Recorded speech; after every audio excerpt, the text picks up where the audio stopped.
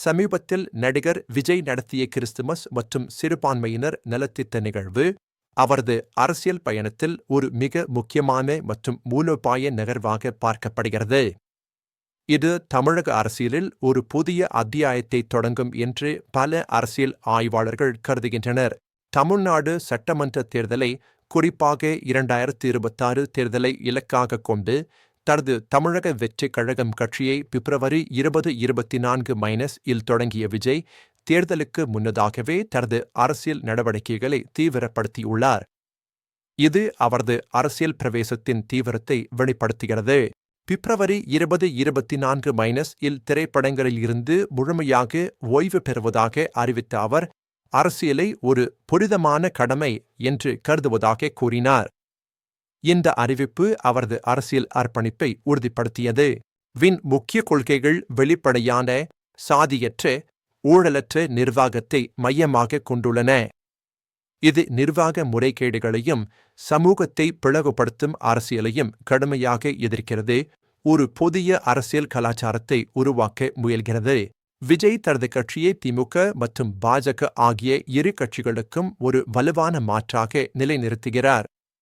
அவர் மதச்சார்பற்ற சமூக நீதி மற்றும் திராவிட தேசியவாதத்தை வலியுறுத்துகிறார். இது தமிழகத்தின் பாரம்பரிய அரசியல் சித்தாந்தங்களுடன் ஒத்துப்போகிறது. மகாபலிபுரத்தில் டிவிகே ஏற்பாடு செய்த சமீபத்திய கிறிஸ்துமஸ் நிகழ்வு கிறிஸ்தவ சமூகத்துடன் நேரடியாக ஈடுபடுவதற்கும் சிறுபான்மையினர் ஆதரவை பெறுவதற்கும் ஒரு மூலோபாய நடவடிக்கையாகும். இது அவரது கட்சியின் மதச்சார்பற்ற பிம்பத்தை வலுப்படுத்த உதவியது. இந்த நிகழ்வில் விஜய் தனது கட்சியின் மதச்சார்பற்ற சித்தாந்தத்தை எடுத்துரைத்தார்.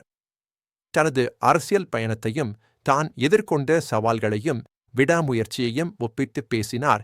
இது அவரது ஆதரவாளர்களிடையே பெரும் வரவேற்பை பெற்றது. சுமார் 1500 பேர் கலந்து கொண்ட இந்த நிகழ்வில் நலத்திட்ட உதவிகளும் வழங்கப்பட்டன. இது சமூக நலனில் கட்சியின் ஈடுபாட்டையும் அடித்தட்டு மக்களுக்கான ஆதரவையும் தெளிவாக காட்டுகிறது. அரசியல் ஆய்வாளர்கள் இந்த சிறுபான்மையினர் நலத்திட்ட நிகழ்வை பாரம்பரியமாக திமுக தலைமையிலான கூட்டணியுடன் இணைந்து வாக்கு வங்கியை பிடிப்பதற்கான ஒரு புத்திசாலித்தனமான முயற்சியாக பார்க்கின்றனர். இது தமிழக அரசியல் களத்தில் ஒரு புதிய போட்டிக்கு வழிவகுக்கும்.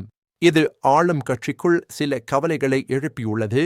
ஏனெனில் இது அவர்களின் பாரம்பரிய ஆதரவு தளத்தில் ஒரு சவாலாக அமைகிறது.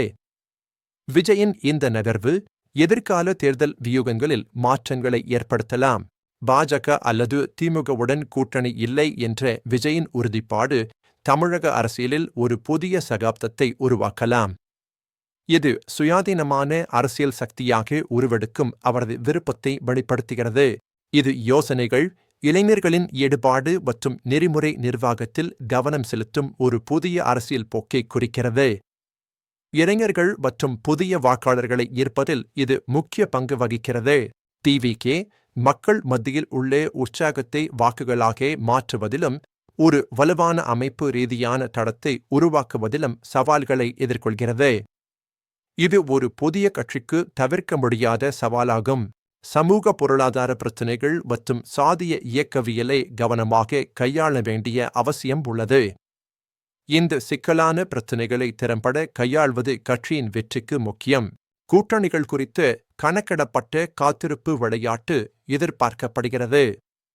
ஏஐஏடிஎம்கே பலவீனமடைந்தால் ஒரு சாத்தியமான திறப்பு இருக்கலாம். இது அரசியல் சமன்பாடுகளை மாற்றியமைக்கும். சி-வோட்டர் கருத்து கணிப்பில் விஜய் 18% ஆதரவை பெற்றிருந்தாலும் திமுக மற்றும் அதிமுக கூட்டணிகள் தற்போது அதிக நம்பிக்கையை பெற்றுள்ளன. இது விஜயின் கட்சிக்கு இன்னும் நீண்ட தூரம் செல்ல வேண்டியிருப்பதை காட்டுகிறது.